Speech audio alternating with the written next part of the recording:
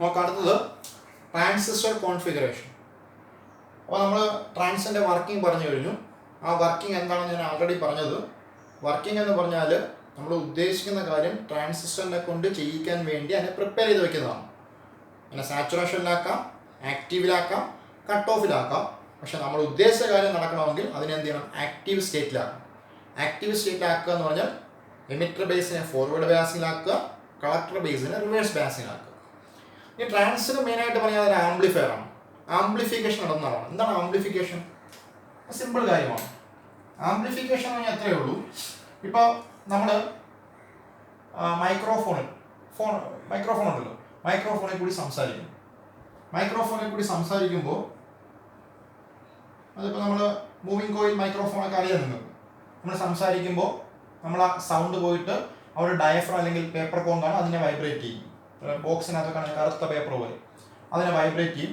അതിന് ഒരു വളരെ ഫൈനായിട്ടുള്ള ഒരു കോപ്പർ കോയിലുമായിട്ട് അറ്റാച്ച് ചെയ്ത് വെച്ചേക്കാണ്.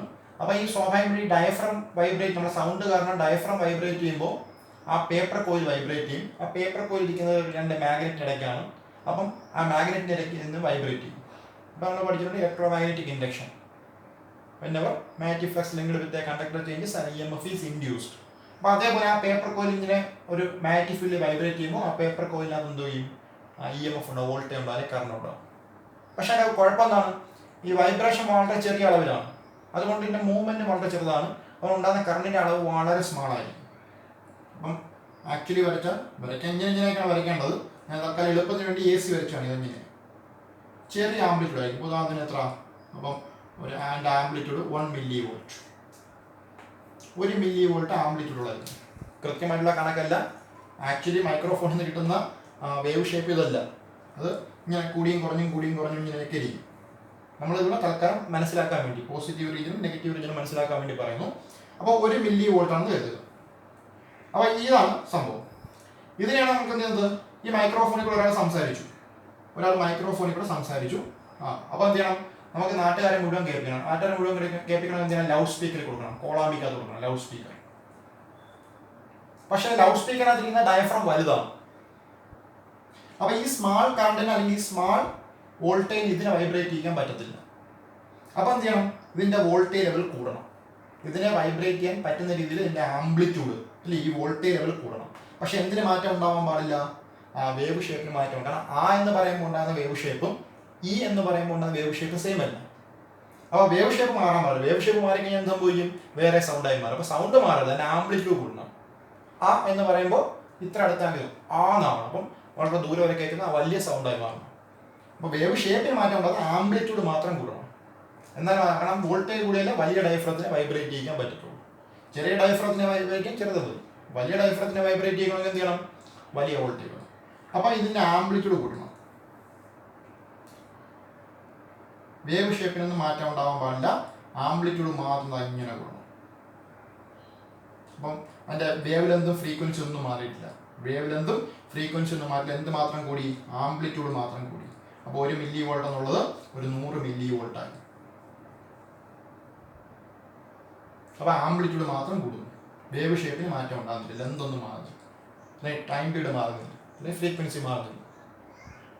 ഇതിനാണ് ആംപ്ലിഫിക്കേഷൻ എന്ന് പറയും. ആംപ്ലിറ്റ്യൂഡ് കൂട്ടുക. എന്ത് കൂട്ടുക? ആംപ്ലിറ്റ്യൂഡ് കൂട്ടുക. അതിനെന്ത് പറയും? ആംപ്ലിഫിക്കേഷൻ. 1 മില്ലി വോൾട്ട് ആംപ്ലിറ്റ്യൂഡ് ഉള്ളതിനെ നമ്മൾ എത്രയാക്കി മാറ്റി? 100 മില്ലി വോൾട്ട് ആംപ്ലിറ്റ്യൂഡ് ഉള്ളതാക്കി മാറ്റി. അപ്പോൾ ഇവിടെയാണ് നമുക്ക്. അപ്പോൾ വേവ് ഷേപ്പിന് മാറ്റം ഉണ്ടാകാതെ എന്തിനു മാത്രം? ആംപ്ലിറ്റ്യൂഡ് മാത്രം കൂട്ടുക. അതിനാണ് എന്ത് പറയുന്നത്? ആംപ്ലിഫിക്കേഷൻ എന്ന് പറയുന്നത്. ഈ ആംപ്ലിഫിക്കേഷൻ നടത്താൻ ആരെ കൊണ്ട് പറ്റും? ട്രാൻസിസ്റ്ററിനെ കൊണ്ട് പറ്റും.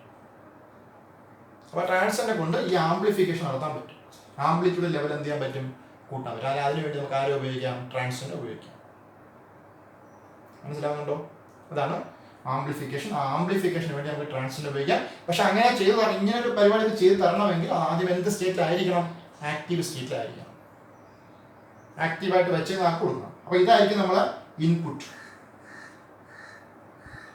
ഈ ലോ ആംപ്ലിറ്റ്യൂഡുള്ള ഈ സിഗ്നൽ ആയിരിക്കും, അല്ലെങ്കിൽ ഈ ഇലക്ട്രിക് പൾസ് ആയിരിക്കും, അല്ലെങ്കിൽ ഈ ഇലക്ട്രിക്കൽ വേവ് ആയിരിക്കും നമ്മളെ ഇൻപുട്ട്. ഇത് നമുക്ക് ഔട്ട്പുട്ട്. അപ്പോൾ ഈ ഇൻപുട്ട് എവിടെ കൊടുക്കുന്നു? ഔട്ട്പുട്ട് എവിടെ നിന്ന് എടുക്കുന്നു? അതിനനുസരിച്ചിട്ടാണ് നമ്മൾ എന്ത് പറയുക, ട്രാൻസിസ്റ്റർ കോൺഫിഗറേഷൻ. കാരണം അവിടെ 3 ടെർമിനലുകൾ നമ്മൾ പറഞ്ഞു, എമിറ്റർ ഉണ്ട്, ബേസ് ഉണ്ട്, കളക്ടർ ഉണ്ട്. അപ്പോൾ ഇൻപുട്ട് എവിടെ കൊടുക്കാം, എമിറ്ററിനും ബേസിനും ഇടയ്ക്ക് കൊടുക്കാം, അല്ലെങ്കിൽ കളക്ടറിനും ബേസിനും ഇടയ്ക്ക് കൊടുക്കാം. അപ്പോൾ ആദ്യം എവിടെ കൊടുക്കുന്നു, ഔട്ട്പുട്ട് എവിടെ എടുക്കുന്നു. അപ്പോൾ ഇൻപുട്ട് എവിടെ കൊടുക്കുന്നു, ഔട്ട്പുട്ട് എവിടെ എടുക്കുന്നു എന്നതിനാണ് നമ്മൾ എന്ത് പറയുന്നത്, ട്രാൻസിസ്റ്റർ കോൺഫിഗറേഷൻ. 3 ട്രാൻസിസ്റ്റർ കോൺഫിഗറേഷൻ ആണുള്ളത്. Common base configuration, common base, common emitter configuration, common collector configuration. 3 type transfer configuration ഉണ്ട്. കോമൺ ബേസ് കോൺഫിഗറേഷൻ ഉണ്ട്, കോമൺ എമിറ്റർ കോൺഫിഗറേഷൻ ഉണ്ട്, കോമൺ കളക്ടർ കോൺഫിഗറേഷൻ. അപ്പോൾ അതാണ് നമ്മൾ അടുത്ത് നോക്കുന്നത്.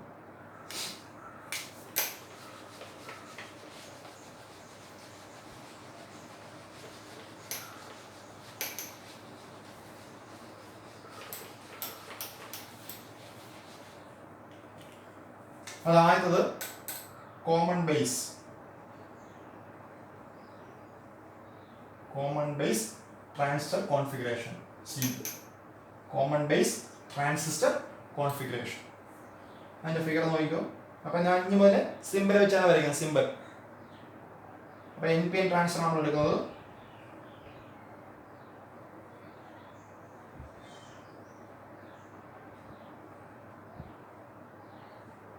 അപ്പോൾ ഇത് എമിറ്റർ ആയിരിക്കും, ഇത് ബേസ് ആയിരിക്കും, ഇത് കളക്ടർ ആയിരിക്കും. അപ്പോൾ ആരോ മാർക്ക് വെളിയിലായിരിക്കും. അപ്പോൾ എന്തായി മാറി, NPN ട്രാൻസിസ്റ്റർ.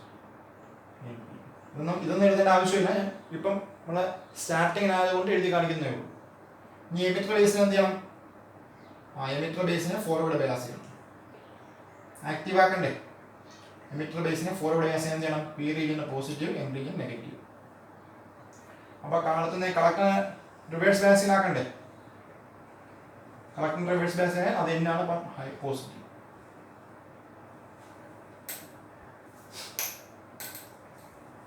മനസ്സിലായോ? ഇനി ഇതാണ് അവസ്ഥ. അപ്പം ആക്റ്റീവ് സ്റ്റേറ്റ് ഇരിക്കുകയാണ്. ഇവിടത്തേക്കാണ് നമ്മൾ ഇൻപുട്ട് ലോ ആംപ്ലിറ്റ്യൂഡുള്ള സിഗ്നൽ കൊടുത്തിട്ട് ആംപ്ലിറ്റ്യൂഡ് കൂടിയ സിഗ്നൽ ഔട്ട്പുട്ടായിട്ട് എടുക്കുന്നത്. ഞാൻ എന്താ ഇൻപുട്ട് അവിടെ കൊടുക്കും,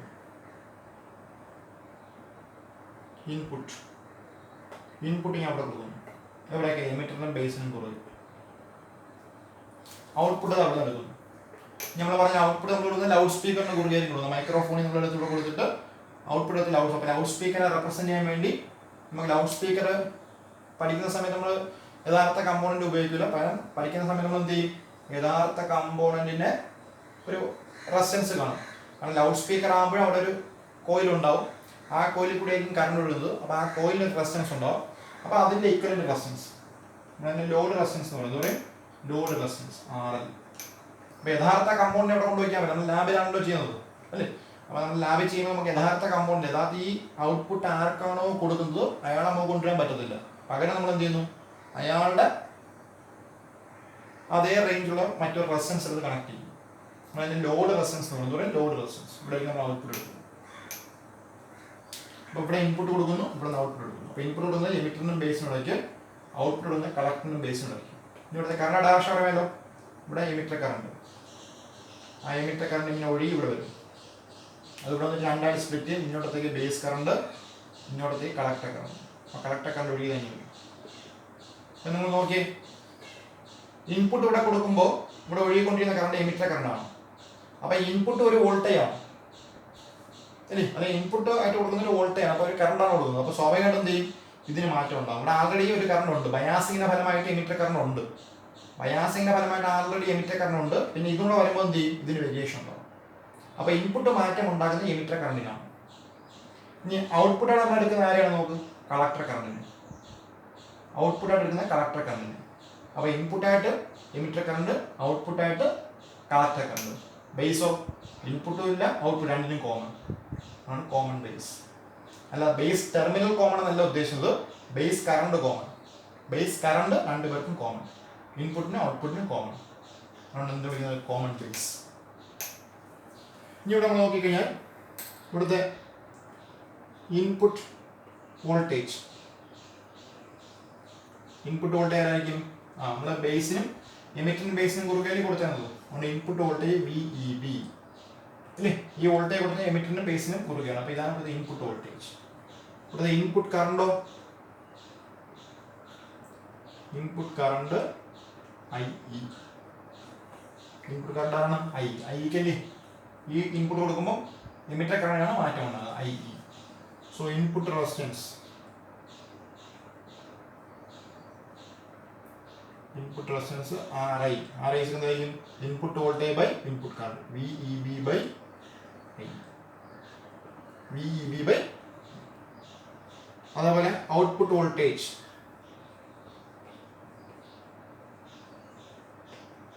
ഔട്ട്പുട്ട് വോൾട്ടേജ് ആകുമ്പോൾ ഔട്ട്പുട്ട് കളക്ടറിനും ബേസിനും കുറുകയാണ് B C B. Output current, output current കളക്ടറാണ് ഔട്ട്പുട്ടിൽ വിടുന്ന current. So I C. So output resistance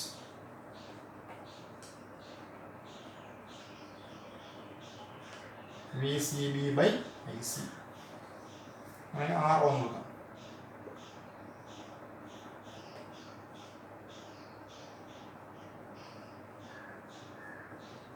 അതിന് സ്റ്റാറ്റിക് റെസിസ്റ്റൻസ് ഉണ്ട്, ഡൈനാമിക് റെസിസ്റ്റൻസ് ഉണ്ട്. സ്റ്റാറ്റിക് എന്ന് പറയുമ്പോൾ ഇത് ഈ ഇൻപുട്ടും ഇല്ല ഔട്ട്പുട്ടും ഇല്ലെങ്കിൽ ഇവിടെ കോൺസ്റ്റന്റ് കറണ്ടുകളായിരിക്കും ഫ്ലോ ചെയ്തുകൊണ്ടിരിക്കുക. ഇൻപുട്ടും ഔട്ട്പുട്ടും ഇല്ലെങ്കിൽ എന്ത് ചെയ്യും, ഐ ഇ ഒഴുകി വരും, ഐ ബി ഐ സി ആയിട്ട് മാറും, അതിങ്ങനെ കൂടി ഇങ്ങനെ ഒഴുകിക്കൊണ്ടേയിരിക്കും. അപ്പം കോൺസ്റ്റന്റ് കറണ്ടുകളാണ്, ഡി സി കോൺസ്റ്റന്റ് കറണ്ടുകളാണ്. അപ്പോൾ നമ്മളതിനെ സ്റ്റാറ്റിക് സ്റ്റേറ്റ് എന്ന് പറയും. സ്റ്റാറ്റിക് വ്യത്യാസമൊന്നും ഉണ്ടാകുന്നില്ല. അപ്പോൾ V E B by I E ആണ് ഒരേ കണക്ക് ഒഴുകിക്കൊണ്ടിരിക്കുന്നുണ്ട്, വോൾട്ടേജ് ബൈ കറണ്ട് എടുത്താൽ മതി. പക്ഷെ നമ്മൾ എന്ത് ചെയ്യും, ഇൻപുട്ട് കൊടുക്കുമ്പോൾ അവിടെ വേരിയേഷൻസ് ഉണ്ടാവും. ഇൻപുട്ട് കറണ്ട് മറ്റൊരു കറണ്ട് കൂടെ വരുമ്പോൾ ഇവിടെ ഒഴുകിക്കൊണ്ടിരുന്ന ആളിന് മാറ്റം ഉണ്ടാവും, അതിനനുസരിച്ചുള്ള വേരിയേഷൻസ് കൂടെ ഉണ്ടാവും. അപ്പോൾ നമുക്ക് ഡൈനാമിക് റെസിസ്റ്റൻസ് എടുക്കാം. അപ്പം delta V E B by delta I എടുക്കാം. നമുക്ക് ഇവിടെ ഡെൽറ്റ വി സി ബൈ രണ്ടാണ്, സ്റ്റാറ്റിക് എടുക്കാം ഡൈനാമിക് എടുക്കാം. സ്റ്റാറ്റിക് എന്ന് പറയുമ്പോൾ കോൺസ്റ്റന്റ്, ഡൈനാമിക്കിന് മാറ്റം ഉണ്ടാകുന്നുണ്ട്. അപ്പോൾ ഇൻപുട്ടോ ഔട്ട്പുട്ടോ ഇല്ലെങ്കിൽ മാറ്റം ഉണ്ടാകത്തില്ല. ഓക്കെ, അപ്പോൾ ഇതാണ് കോമൺ ബേസ് കോൺഫിഗറേഷൻ. ഇനി ഇവിടെ ഒരു കാര്യം കൂടെ പറയാനുണ്ട്, ഗെയിൻ. ഗെയിൻ എന്ന് പറഞ്ഞ സംഭവം എന്താണ്? ഗെയിൻ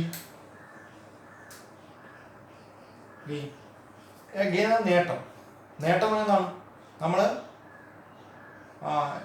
കൊടുത്തതിനേക്കാൾ കൂടുതൽ കിട്ടുക അല്ലേ? അപ്പോൾ നമ്മൾ നേട്ടം നടന്നത്. നമ്മൾ 10 രൂപ മുടക്കി നമുക്ക് 100 രൂപ കിട്ടി, അല്ലെങ്കിൽ നമ്മൾ 10 രൂപ മുടക്കി നമുക്ക് 50 രൂപ കിട്ടി. അപ്പം 10 രൂപ കൊടുത്തത് 50 രൂപ കിട്ടി, അപ്പം 5 മടങ്ങ് നമുക്ക് കിട്ടി. അതാണ് ഗെയിൻ, നേട്ടം. അതൊക്കെ ഇവിടെയുണ്ട്. ഇവിടെയും ഗെയിൻ എന്ന് പറഞ്ഞാൽ ഇവിടെ ഗെയിൻ 3 എണ്ണം ഉണ്ട്. കാരണം നമുക്കിവിടെ ഇൻപുട്ടും ഉണ്ട് ഔട്ട്പുട്ടും ഉണ്ട്. അപ്പോൾ നമ്മൾ കൊടുത്ത ഇൻപുട്ടിനേക്കാൾ എന്തുമാത്രം കൂടുതൽ ഔട്ട്പുട്ട് കിട്ടും. നമ്മൾ പറഞ്ഞ ആംപ്ലിറ്റ്യൂഡ് കൂട്ടിയില്ലേ കിട്ടുന്നത്.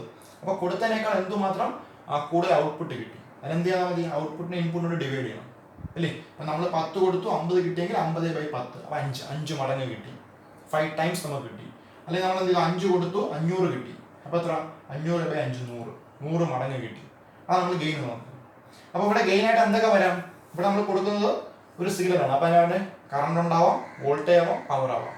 അതുകൊണ്ട് ഗെയിൻ നമുക്ക് 3ആയിട്ട് തിരിക്കാം: current gain, voltage gain, power gain. Current gain, voltage gain, power gain. അപ്പോൾ നമ്മൾ ട്രാൻസിസ്റ്റർ സർക്യൂട്ടുമായി ബന്ധപ്പെട്ട് ആംപ്ലിഫയർ പഠിക്കുമ്പോൾ നമ്മൾ കേൾക്കുന്ന ടൈമാണ് ഗെയിൻ. ആ ഗെയിൻ നമ്മൾ കേൾക്കുന്ന 3 പേരിലായിരിക്കും. കറണ്ട് ഗെയിൻ എന്ന് കേൾക്കും, വോൾട്ടേജ് ഗെയിൻ എന്ന് കേൾക്കും, പവർ ഗെയിൻ എന്ന് കേൾക്കും. 3 ഗെയിൻ ആയാലും എന്താണ് സാധനം? Output by input, output by input. നമ്മൾ കൊടുത്തതിനേക്കാൾ എന്തുമാത്രം കൂടുതൽ ഔട്ട്പുട്ട് കിട്ടി എന്നുള്ളതാണ് ഔട്ട്പുട്ട് ബൈ ഇൻപുട്ട്. അപ്പം കറണ്ട് ഗെയിൻ എന്ന് പറഞ്ഞാൽ output current by input current. Voltage എന്ന് പറഞ്ഞാൽ output voltage by input voltage. Power gain എന്ന് പറഞ്ഞാൽ output power by input power. എല്ലാം ഔട്ട്പുട്ട് ബൈ ഇൻപുട്ട്. അപ്പോൾ ഗെയിൻ കറണ്ട് എന്ന് പറയുമ്പോൾ output current by input current. Voltage എന്ന് പറഞ്ഞാൽ output voltage by input voltage. Power gain എന്ന് പറഞ്ഞാൽ output power by input power. എന്തുമാത്രം അധികം കിട്ടും. അപ്പോൾ ഇവിടെ നമ്മൾ തൽക്കാലം കറണ്ട് ഗെയിനെ കുറിച്ചാണ് പറയുന്നത്. ഇവിടുത്തെ കറണ്ട് ഗെയിൻ നമ്മൾ ആൽഫ എന്ന ഇലക്ട്രോൺ റെപ്രസെന്റ് ചെയ്യും. കോമൺ ബേസിന്റെ കേസിനകത്തുള്ള കറണ്ട് ഗെയിൻ നമ്മൾ എന്ത് ചെയ്യും? ആൽഫ എന്ന ഇലക്ട്രോൺ റെപ്രസെന്റ് ചെയ്യും. അതിനകത്ത് നമുക്ക് 2ആയിട്ട് തിരിക്കാം. ഞാൻ നേരത്തെ പറഞ്ഞു, ഇൻപുട്ടോ ഔട്ട്പുട്ടോ ഇല്ലെങ്കിൽ ഇവിടെ കോൺസ്റ്റന്റ് ആയിട്ടുള്ള കറണ്ട് ആയിരിക്കും ഒഴുകിക്കൊണ്ടിരിക്കുന്നത്. അപ്പോൾ ആ കോൺസ്റ്റന്റ് കറണ്ട് ഒഴുകിക്കൊണ്ടിരിക്കുമ്പോൾ ഗെയിൻ നമ്മൾ സ്റ്റാറ്റിക് കറണ്ട് ഗെയിൻ എന്ന് പറയും. Static current gain, static current gain alpha D C. Alpha എന്ന് എഴുതത്തുള്ളൂ, ആൽഫ ഡി സി എഴുതത്തില്ല, ആൽഫ എന്ന് മാത്രം എഴുതി കാണിച്ചാൽ മതി, കുഴപ്പമില്ല. എന്തായിരിക്കും? കറണ്ട് ഗെയിൻ ആയതുകൊണ്ട് output current by input current. അപ്പോൾ alpha D C is equal to output current ആണ് ഐ സി, ഇൻപുട്ട് കറണ്ട് ആണ് ഐ സി ബൈ ഐ. അപ്പോൾ ആൽഫ ഐ സി എന്തായിരിക്കും? I C by I, output current by input current. ഇനി ഇത് ഇൻപുട്ടും ഔട്ട്പുട്ടും ഇല്ലാത്തപ്പോൾ ഇങ്ങനെ ഒഴുകിക്കൊണ്ടിരിക്കും. ഇനി നമ്മൾ എന്ത് ചെയ്യും? അപ്പോൾ നമ്മൾ ഇൻപുട്ട് കൊടുത്തത് മൈക്രോഫോണിൽ നിന്നുള്ള ലോ ആംപ്ലിറ്റ്യൂഡ് സിഗ്നൽ കൊടുത്തത്. അപ്പോൾ സ്വാഭാവികമായിട്ട് ഇവർക്കെല്ലാം ചേഞ്ച് ഉണ്ടാകും. അപ്പോൾ ഐ എന്നുള്ളത് മാറിയിട്ട് ഐ പ്ലസ് അല്ലെങ്കിൽ ഐ മൈനസ് സംതിങ്. അപ്പം 10 മില്ലി ആംപിയറാണ് ഒഴുകിക്കൊണ്ടിരുന്നെങ്കിൽ ഇത് കൊടുക്കുമ്പോൾ എന്ത് ചെയ്യുന്നു? 10 എന്നുള്ളത് 11 മാറും, അല്ലെങ്കിൽ 10 എന്നുള്ളത് 8 മാറുന്നു, കൂടുന്നു അല്ലെങ്കിൽ കുറയുന്നു. അപ്പോൾ എന്തായാലും അവിടെ ചേഞ്ച് ഉണ്ടാകും. അപ്പോൾ ആ ചേഞ്ച് എടുക്കണം. അപ്പോൾ 10 11 പറഞ്ഞാൽ ചേഞ്ച് വന്നതാണ്. അപ്പോൾ അങ്ങനെ ആ ചേഞ്ച് എടുക്കുക. അപ്പോഴത്തെ കറണ്ട് ഗെയിൻ നമ്മൾ ഡൈനാമിക് കറണ്ട് ഗെയിൻ അല്ലെങ്കിൽ സ്മാൾ സിഗ്നൽ കറണ്ട് ഗെയിൻ എന്ന് പറയും. ഡൈനാമിക് കറണ്ട് ഗെയിൻ അല്ലെങ്കിൽ small signal current gain alpha A C. നമ്മൾ ഇത്രയേ ഉള്ളൂ, delta I C by delta I. Delta ആകുമ്പോൾ ചേഞ്ച് ആണ് എടുക്കേണ്ടത്. ഞാൻ പറഞ്ഞില്ല 10 11 ഒന്നാണ് ഡെൽറ്റ ചേഞ്ച്, ആ ചേഞ്ച്. അപ്പോൾ ഔട്ട്പുട്ട് കറണ്ടിനുണ്ടായ ചേഞ്ച് ബൈ ഇൻപുട്ട് കറണ്ടിനുണ്ടായ ചേഞ്ച്. അപ്പോൾ ഇതൊന്ന് നോക്കാം. അപ്പോൾ കോമൺ ബേസ് കോൺഫിഗറേഷൻ മനസ്സിലായല്ലോ. ഇവിടെ എന്ത് ചെയ്യുന്നു? ഇൻപുട്ടിൽ കൂടി എമിറ്റർ കറണ്ട് ഒഴുകുന്നു, ഔട്ട്പുട്ടിൽ കൂടി കളക്ടർ കറണ്ട് ഒഴുകുന്നു. ബേസ് കറണ്ട് കോമൺ ആയിട്ട് ഇരിക്കുന്നത് കോമൺ ബേസ്. പിന്നെ ഇൻപുട്ട് വോൾട്ടേജ് എമിറ്ററിന്റെ ബേസിലൂടെയൊക്കെയാണ് ഇൻപുട്ട് കൊടുക്കുന്നത്. അവിടെ വി ഇ ബി ആണ് ഇൻപുട്ട് വോൾട്ടേജ്. ഈ ബിയും സഫിക്സ് ആണ്. അടുത്ത ഇൻപുട്ട് കറണ്ട് പറഞ്ഞാൽ ഐ ആണ്. അതിൻ്റെ input resistance V E B by I ആണ്. അതിൻ്റെ ഡൈനാമിക് വേണമെങ്കിൽ delta V E B by delta I എടുക്കണം. അത് ചേഞ്ച്. അടുത്ത ഔട്ട്പുട്ട് വോൾട്ടേജ് കളക്ടറിനും ബേസിനും കുറുകെ കൊടുക്കുന്നത് വി സി ബി ആണ്. ഔട്ട്പുട്ട് കറണ്ട് ഐ സി ആണ്. അതുകൊണ്ട് output resistance V C B by I C ആണ്. ഇനി കറണ്ട് ഗെയിൻ ആണ്. Current gain output current by input current ആണ്. അത് 2 ടൈപ്പ് ഉണ്ടാവാം. സ്റ്റാറ്റിക് കറണ്ട് ഗെയിൻ ഉണ്ടാവാം, പിന്നെ സിഗ്നൽ കൊടുക്കുമ്പോൾ ഉള്ളത്. സ്റ്റാറ്റിക് കറണ്ട് ഗെയിൻ ആകുമ്പോൾ I C by I, alpha എന്ന ലെറ്റർ കൊണ്ട് റെപ്രസെന്റ് ചെയ്തത് I C by I. Dynamic current gain അല്ലെങ്കിൽ സ്മാൾ സിഗ്നൽ കറണ്ട് ഗെയിൻ എന്ന് പറയുമ്പോൾ delta I C by delta I, output കറണ്ടിനുണ്ടായ വ്യത്യാസം ബൈ ഇൻപുട്ട് കറണ്ടിനുണ്ടായ വ്യത്യാസം.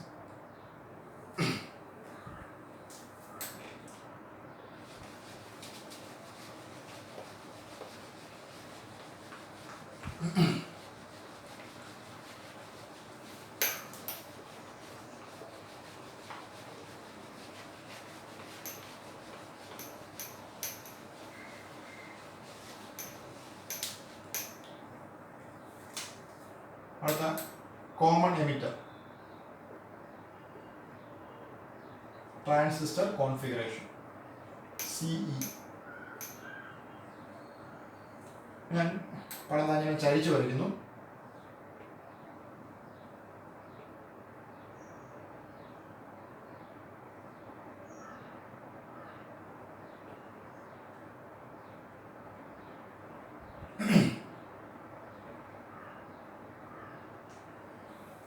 അപ്പം 3 ഇടുന്ന സ്ഥലത്തിന് ചലിക്കുന്നു.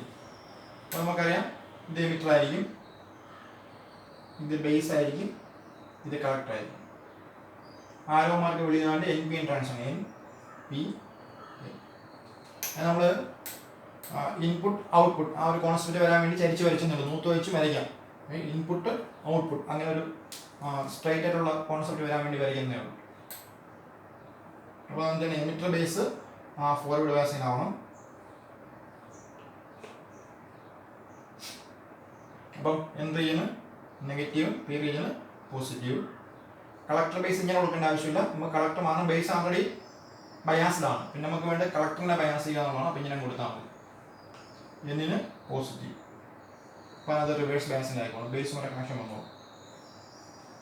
അപ്പോൾ നമ്മൾ എന്ത് ചെയ്യുന്നു? ഇതാണ് സാധനം. പിന്നെ ഇവിടെ എന്ത് ചെയ്യും? എമിറ്റർ കറണ്ട് എടുക്കും. കഴിഞ്ഞാൽ ഇവിടെ എമിറ്റർ കറണ്ട്, ആ എമിറ്റർ കറണ്ട് ഇവിടെ വരെ വന്നിട്ട് 2 ആയിട്ട് സ്പ്ലിറ്റ്. ഇങ്ങോട്ടത്തേക്ക് ബേസ് കറണ്ട്, ഇങ്ങോട്ടത്തേക്ക് കളക്ടർ കറണ്ട്. അപ്പോൾ ആ ബേസ് കറണ്ടും കളക്ടർ കൊണ്ട് ഒഴുകി വന്ന് വീണ്ടും എമിറ്റർ കറണ്ട്, ബേസ് കറണ്ട്. അപ്പോൾ ഇത് കറങ്ങി ഇവിടെ വരെ വരുന്നു, ഇത് കറങ്ങി ഇവിടെ വരുന്നു, രണ്ടും കൂടെ ജോയിൻ ചെയ്ത് എമിറ്റർ കറണ്ട്. എന്നാണ് സാധനം. ഞങ്ങൾ എന്ത് ചെയ്യുന്നു? ഇൻപുട്ട് അവിടെ കൊടുക്കുന്നു. ബേസിനും എമിറ്ററിനുണ്ടായിരുന്നു. ഔട്ട്പുട്ട് അവിടെ നൽകുന്നു. അപ്പോൾ ഔട്ട്പുട്ട് കൊടുത്തു എന്ന് കാണിക്കാൻ വേണ്ടി ആരെ കണക്ട് ചെയ്യും? Load resistance. ലോഡ് റെസിസ്റ്റൻസ് എന്നാണ് ഒരു റെപ്രസെൻറ്റേറ്റീവ്, യഥാർത്ഥ കമ്പോണന്റിന് പകരമുള്ള റെപ്രസെന്റേറ്റീവ്. അപ്പോൾ അവിടെ ഔട്ട്പുട്ട്. ഇനി ബാക്കി നേരത്തെ പറഞ്ഞ കണക്ക് തന്നെ ഇവിടെ നമ്മൾ നോക്കിയാൽ ഇൻപുട്ടിൽ കൂടി ഒഴുകുന്ന കറണ്ട് ബേസ്, ഇവിടെ നിന്ന് തൊട്ട് ബേസ് കറണ്ട്, അപ്പോൾ ഇവിടെ നിന്ന് ഒഴുകുന്ന കറണ്ട് ബേസ് കറണ്ട്. അപ്പോൾ ഇൻപുട്ട് മൂലം ഉണ്ടാകുന്ന മാറ്റങ്ങൾ ബേസ് കറണ്ടിനാണ് മാറ്റം, അത് കൂടുകയോ കുറയുകയോ ചെയ്യും. ഔട്ട്പുട്ട് മൂലം ഔട്ട്പുട്ടിൽ കൂടെ ഒഴുകുന്ന കറണ്ട് കളക്ടർ കറണ്ട്. അപ്പോൾ എമിറ്റർ കറണ്ട് രണ്ടിനും കോമൺ. ഇൻപുട്ടിൽ കൂടിയില്ല ഔട്ട്പുട്ടിൽ കൂടിയില്ല, രണ്ടിനും കോമൺ ആണ് എമിറ്റർ കറണ്ട്. ഇവിടെ വരെ ഉള്ള എമിറ്റർ കറണ്ട്, ഇങ്ങോട്ട് ബേസ് ഇങ്ങോട്ട് കളക്ടർ, അതുകൊണ്ട് കോമൺ എമിറ്റർ. അപ്പോൾ എമിറ്റർ കറണ്ട് കോമൺ ആയതുകൊണ്ട് കോമൺ എമിറ്റർ കോൺഫിഗറേഷൻ. ഇനി നേരത്തെ പറഞ്ഞ നമുക്ക് ഇൻപുട്ട് വോൾട്ടേജ്, ഇവിടെ ഇപ്പോൾ ബേസിന് എമിറ്ററിന് ഇടയ്ക്കാണ് കൊടുക്കുന്നത് അല്ലേ, ഇൻപുട്ട് ബേസിന് എമിറ്ററിന് ഇടയ്ക്ക്. അപ്പോൾ ഈ ജംഗ്ഷനാണ് അപ്ലൈ ചെയ്യപ്പെടുന്നത്, VB ബേസ് എമിറ്റർ ജംഗ്ഷനാണ് ഇത് അപ്ലൈ ചെയ്യപ്പെടുന്നത്. അടുത്ത ഇൻപുട്ട് കറണ്ട്,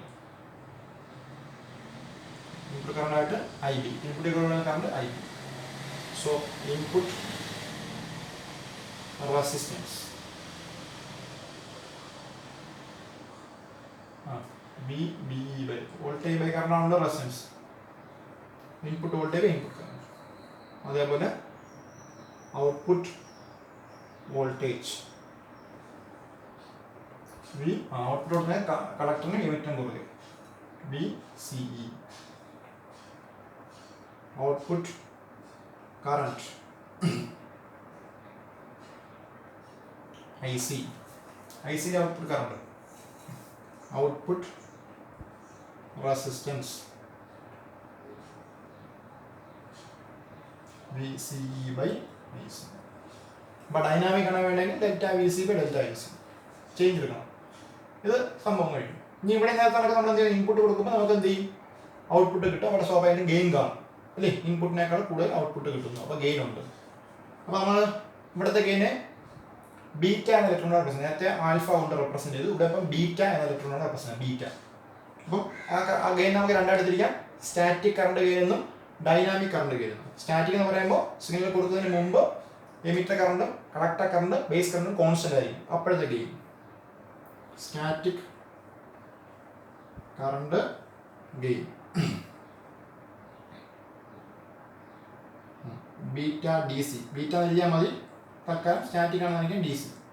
എന്തായിരിക്കും ഔട്ട്പുട്ട് കറണ്ട് ആണ് IC, input current IB.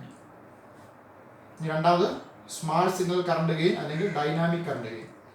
Small signal current gain അല്ലെങ്കിൽ ഡൈനാമിക് കറണ്ട് ഗെയിൻ. കാരണം സിഗ്നൽ നമ്മൾ ഇൻപുട്ട് സിഗ്നൽ കൊടുക്കുമ്പോൾ എന്ത് ചെയ്യും, ഔട്ട്പുട്ടിന് മാറ്റം ഉണ്ടാവും. അപ്പം അവിടെ അത് ബീറ്റ AC എന്തൊരു delta IC by delta IB. അവിടെ കോൺസ്റ്റന്റ് ആയിട്ട് കറണ്ട് ഒഴുകിക്കൊണ്ടിരിക്കുകയായിരിക്കും, അപ്പോൾ അതിനുണ്ടാകുന്ന മാറ്റം. അതുപോലെ ബേസ് കറണ്ടും കോൺസ്റ്റന്റ് ആയിരിക്കും, ഇത് കൊടുക്കുമ്പോൾ മാറ്റം ഉണ്ടാകും. അപ്പോൾ ഡെൽറ്റ IC ബൈ ICക്ക് ഉണ്ടായ മാറ്റം ബൈ IBക്ക് ഉണ്ടായ മാറ്റം. ഇത്രയേ ഉള്ളൂ. ഇതാണ് കോമൺ എമിറ്റർ കോൺഫിഗറേഷൻ. ഇനി അടുത്ത എളുപ്പമാണ് common collector configuration. Common collector ഇതേ ഫിഗർ തന്നെ നമുക്ക് വരയ്ക്കാം. കോമൺ കളക്ടർ കോൺഫിഗറേഷൻ ഒരു ചെറിയ മാറ്റമേ ഉള്ളൂ, ഇതങ്ങ് മാറ്റി, ബാക്കി എല്ലാം ചെയ്യുന്നത് ഇതങ്ങ് മാറ്റിയതാണ്ട് ഇവിടെ ആകുന്നത്. ലോഡ് റെസിസ്റ്റൻസ് ഇവിടെ കണക്ട് ചെയ്യും, അതിൻ്റെ ഔട്ട്പുട്ട് ഇത് അവിടെ നിന്ന് എടുക്കുക.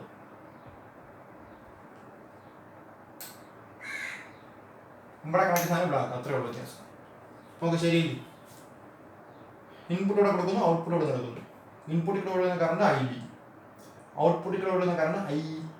ഇവിടെ മുതൽ ഇവിടെ വരെ IE എഴുതി, ഇവിടെ മുതൽ ഇവിടെ വരെ IE ആണ്. IC ആൻഡ് ഇൻപുട്ടിൽ കൂടെ ഇല്ല, ഔട്ട്പുട്ടിൽ കൂടെ ഇല്ല. ഇവിടെ തൊട്ട് അങ്ങോട്ട് IC, ആ IC പോകുന്ന വഴിയിൽ ഇൻപുട്ടും വന്നിട്ടില്ല, ഔട്ട്പുട്ടും വന്നിട്ടില്ല. Common collector. അപ്പോൾ അതിന് വ്യത്യാസം എന്തൊക്കെയായിരിക്കും? ഇൻപുട്ട് വോൾട്ടേജ് എന്ന് പറയുമ്പോൾ ഇൻപുട്ട് വോൾട്ടേജ് വ്യത്യാസമല്ല, VBC. കാരണം ഇപ്പം കോമൺ ആയിട്ട് C ആണ് VBC. ഇൻപുട്ട് കറണ്ട് IB തന്നെ, അപ്പോൾ VBC by IB. Output voltage ആകുമ്പോഴും VEC, എമിറ്ററിന് കളക്ടർ, എമിറ്റർ കളക്ടർ കോമൺ ആയിട്ടുള്ളതാണ് രണ്ടാമത് വരുന്നത്. Output current IE. അപ്പോൾ ഇതെന്താവും VEC ബൈ IE. ഇനി കറണ്ട് ഗെയിന് അപ്പോൾ ആദ്യത്തെ കോമൺ ബേസിന് ആൽഫ, കോമൺ എമിറ്ററിന് ബീറ്റ, അപ്പോൾ കോമൺ കളക്ടറിന് ഗാമ. ഔട്ട്പുട്ട് കറണ്ട് ആണ് ഇപ്പം ഐ ബൈ ഐ. അപ്പോൾ ഇത് ഡൈനാമിക് ആകുമ്പോൾ delta I by delta I. ഇതാണ് 3 ടൈപ്പ് ട്രാൻസിസ്റ്റർ കോൺഫിഗറേഷൻ. അപ്പോൾ നമ്മൾ കോമൺ ബേസ് കോൺഫിഗറേഷൻ ഉപയോഗിക്കാം. അതായത് ഇൻപുട്ട് എവിടെ കൊടുത്തിട്ട് ഔട്ട്പുട്ട് എവിടെ നിന്ന് എടുക്കാം. അത് നമുക്ക് 3 രീതിയിൽ ട്രാൻസിസ്റ്റർ ഉപയോഗിക്കാം. കോമൺ ബേസ് കോൺഫിഗറേഷൻ ഉപയോഗിക്കാം, കോമൺ എമിറ്റർ കോൺഫിഗറേഷൻ ഉപയോഗിക്കാം, കോമൺ കളക്ടർ കോൺഫിഗറേഷൻ ഉപയോഗിക്കാം. നമ്മൾ പക്ഷേ ഏറ്റവും കൂടുതൽ യൂസ് ചെയ്യുന്നത് കോമൺ എമിറ്റർ കോൺഫിഗറേഷൻ ആയിരിക്കും.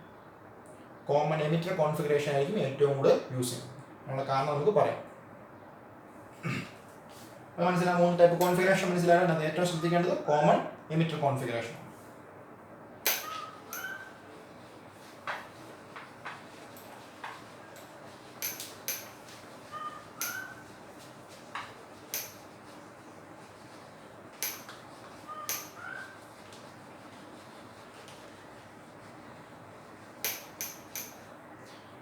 ഞാൻ നോക്ക്. അപ്പോൾ നമ്മൾ 3 ഗെയിൻ പഠിച്ചു അല്ലേ. ആൽഫ പഠിച്ചു. കോമൺ ബേസ് കോൺഫിഗറേഷൻ സമയത്ത് ഗെയിൻ ആൽഫ എന്ന് പറഞ്ഞാൽ IC ബൈ IE ആണ്. ബീറ്റ പഠിച്ചു. ബീറ്റ കോമൺ എമിറ്റർ കോൺഫിഗറേഷൻ സമയത്ത് കറണ്ട് ഗെയിൻ ആണ്. IC by IB. ഗാമ പഠിച്ചു. കോമൺ കളക്ടർ കോൺഫിഗറേഷൻ സമയത്ത് current gain IE by IB ആണ്. ഇനി നമുക്ക് അറിയാവുന്ന കാര്യം ഏറ്റവും വലിയ കറണ്ട് I ആണ്. അതിനേക്കാൾ അല്പം കുറവാണ് IC. അപ്പോൾ രണ്ടിനേക്കാൾ വളരെ കുറവാണ് IB അല്ലേ. I is greater than IC. Both I and IC is very much greater than IB. അപ്പോൾ ഇവിടെ നോക്ക്. ഇവിടെ നോക്കിയാൽ ന്യൂമറേറ്ററിൽ IC ഡിനോമിനേറ്ററിൽ IE ആണ്. അപ്പോൾ ഇതാണ് വലുത്. അപ്പോൾ ഡിനോമിനേറ്റർ വലുതായതുകൊണ്ട് ആൽഫ ഈസ് ലെസ് ദാൻ 1. ആൽഫയുടെ വില എന്തായിരിക്കും? 1നേക്കാൾ ചെറുതായിരിക്കും. വളരെ ചെറുതൊന്നും ആയിരിക്കത്തില്ല, കാരണം ഒരു അപ്രോക്സിമേറ്റ്ലി ഈക്വൽ ആണ്. അതുകൊണ്ട് ഒരു 0.95 അങ്ങനെ ആ റേഞ്ചിലായിരിക്കും. ബീറ്റ ആകുമ്പോഴോ IC ബൈ IB ആണ്. IC ആരെക്കാൾ കൂടുതലാണ്? IBയേക്കാൾ കൂടുതലാണ്. സോ ബീറ്റയുടെ value very much greater than 1. കാരണം ഇത് മില്ലി ആംബിയർ, ഇത് മൈക്രോ ആംബിയറും ആണ്. അതുകൊണ്ട് ബീറ്റയുടെ വാല്യൂ എന്തായിരിക്കും? വളരെ കൂടുതലായിരിക്കും. ഒരു 50 മുതൽ 500 വരെയൊക്കെ വരാം. പിന്നെ ടെക്സ്റ്റ് നമ്മൾ റെഫർ ചെയ്യുമ്പോൾ പല ടെക്സ്റ്റിനകത്ത് പല രീതിയിലുണ്ട്. 50, 500 ആ റേഞ്ചിലായിരിക്കും ബീറ്റയുടെ വാല്യൂ വരുന്നത്. ഗെയിൻ ബീറ്റ വാല്യൂ 50 എന്ന് പറഞ്ഞാൽ 50 മടങ്ങാകും. ഇൻപുട്ടിന്റെ 50 മടങ്ങായിരിക്കും ഔട്ട്പുട്ട് അല്ലേ. കറണ്ട് ഗെയിൻ ആണ്, ഔട്ട്പുട്ട് ബൈ ഇൻപുട്ട് ആണ്. ബീറ്റ 100 എന്ന് പറഞ്ഞാൽ ഇൻപുട്ടിന്റെ 100 ടൈംസ് ആയിരിക്കും ഔട്ട്പുട്ട്. ഇനി ഗാമ നോക്കുമ്പോൾ IE ബൈ IB. ഏറ്റവും വലിയ കറണ്ട് I ആണ്. അപ്പോൾ ബീറ്റയേക്കാൾ വലുതായിരിക്കും ഗാമ. ആ gamma very much greater than 1 ആയിരിക്കും. അപ്പോൾ നമ്മൾ നോക്കിയാൽ ഏറ്റവും വലിയ ഗെയിൻ ഗാമ ആയിരിക്കും, കാരണം IE ബൈ IB ആണ്. ഇത് IC ബൈ IB ആണ്. അതിൻ്റെ ഡിനോമിനേറ്റർ സെയിം, പക്ഷെ ഇവിടെ ന്യൂമറേറ്റർ ഇതിനേക്കാൾ കൂടുതലായതുകൊണ്ട് ഇതായിരിക്കും ഏറ്റവും വലിയ ഗെയിൻ. ഇവരെക്കാൾ വളരെ കുറവായിരിക്കും ആൽഫ. ഇവിടുത്തെ ഏറ്റവും വലിയ ഗെയിൻ ഗാമയാണ്. അത് കഴിഞ്ഞാൽ ബീറ്റ, അത് കഴിഞ്ഞാൽ ആൽഫ. അപ്പോൾ സ്വാഭാവികമായിട്ടൊരു സംശയം വരും. ഏറ്റവും വലിയ ഗെയിൻ അല്ലെങ്കിൽ ഏറ്റവും കൂടുതൽ ഔട്ട്പുട്ട് കിട്ടുന്നത് ഗാമ കോമൺ കളക്ടറിന്റെ സമയത്താണ്. പക്ഷെ നമ്മൾ ഏറ്റവും കൂടുതൽ യൂസ് ചെയ്യുന്നത് കോമൺ എമിറ്റർ ആണ്. വൈ? അതിന് കാരണം അതാണ്. കറണ്ട് ഗെയിൻ ഏറ്റവും കൂടുതൽ കോമൺ കളക്ടറാണ്. സംഭവം ശരിയാണ്. കറണ്ട് ഗെയിൻ ഏറ്റവും കൂടുതൽ കോമൺ കളക്ടറാണ്. പക്ഷേ വോൾട്ടേജ് ഗെയിനും പവർ ഗെയിനും ഏറ്റവും കൂടുതൽ കോമൺ എമിറ്ററിനാണ്. കറണ്ട് ഗെയിൻ ഏറ്റവും കൂടുതൽ കോമൺ കളക്ടറിനാണെങ്കിലും വോൾട്ടേജ് ഗെയിനും പവർ ഗെയിനും ഏറ്റവും കൂടുതൽ ആർക്കാണ്? കോമൺ എമിറ്ററിനാണ്. അപ്പോൾ 3 ഗെയിനും ഏറ്റവും കൂടി നിൽക്കുന്നത് ഇതിൻ്റെ കേസാണ്. പിന്നെ കറണ്ട് ഗെയിനിൽ ചെറിയൊരു വ്യത്യാസം മാത്രം ഉണ്ടെന്നേ ഉള്ളൂ. അതുകൊണ്ട് കോമൺ എമിറ്റർ ആയിരിക്കും നമ്മൾ ഏറ്റവും കൂടുതൽ യൂസ് ചെയ്യുന്ന ട്രാൻസിസ്റ്റർ കോൺഫിഗറേഷൻ. അതുകൂടാതെ അതിൻ്റെ ഇംപിഡൻസ് റേഷ്യോയും വ്യത്യാസമാണ്. ഔട്ട്പുട്ട് ഇംപിഡൻസ് ഹൈയും ഇൻപുട്ട് ഇംപിഡൻസ് ലോയുമാണ്. അപ്പോൾ ഇംപിഡൻസ് നമ്മൾ കൊടുക്കുമ്പോൾ മൾട്ടി സ്റ്റേജ് ആംപ്ലിഫയർ നമ്മൾ ഉപയോഗിക്കുമ്പോൾ അവിടെ നമുക്ക് ഇംപിഡൻസ് മാച്ചിങ് ചെയ്യേണ്ടി വരും, ലോഡിങ് എഫക്റ്റ് കുറയ്ക്കേണ്ടി വരും. അങ്ങനെ നോക്കുമ്പോഴും കോമൺ എമിറ്റർ ആണ് ഏറ്റവും യൂസ്ഫുൾ. ആ 2 റീസൺ കാരണം കോമൺ എമിറ്റർ കോൺഫിഗറേഷൻ ആയിരിക്കും ഏറ്റവും കൂടുതൽ യൂസ് ചെയ്യുന്നത്. അപ്പോൾ ഈ റിലേഷൻ പഠിച്ചു വെച്ചേക്കണം. ഏറ്റവും വലിയ കറണ്ട് ഗെയിൻ ഗാമ, അത് കഴിഞ്ഞാൽ ബീറ്റ, പിന്നെ ഈ ആൽഫ കോമൺ ബേസിന്റെ സമയത്തുള്ളതാണ്. കോമൺ എമിറ്ററിന്റെ സമയത്തുള്ളതാണ് ബീറ്റ. കോമൺ കളക്ടറിന്റെ സമയത്തുള്ളതാണ് ഗാമ.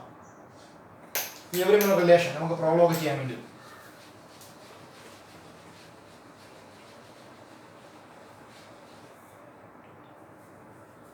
ഒന്നുണ്ട് I is equal to I B plus I C നമ്മൾ പഠിച്ചു. എല്ലാത്തിനും ഐ സി കൊണ്ട് ഡിവൈഡ് ചെയ്യുക. I E by I C equal to I B by I C plus I C by I C. I E by I C എന്താണ്? Alpha is equal to I C by I ആണ്. അപ്പോൾ I by I സിയോ 1 by alpha. ശരിയല്ലേ? ഇനി beta എന്ന് പറഞ്ഞാൽ I C by I B ആണ്. അപ്പോൾ I B by I C ആകുമ്പോൾ 1 by beta plus 1 I C by I C. ഇവിടുന്ന് 1 by alpha is equal to 1 plus beta by beta. Therefore alpha is equal to beta by 1 plus beta. ഇത് നമ്മൾ നോക്കി വെച്ചാൽ problem ചെയ്യാൻ വേണ്ടി വരും. Alpha is equal to beta by 1 plus beta. ഇനി വീണ്ടും നമ്മൾ എടുത്തു കഴിഞ്ഞാൽ 1 by alpha is equal to 1 by beta plus 1 ആണ്. അവിടുന്ന് 1 by beta is equal to 1 by alpha minus 1 ആണ്.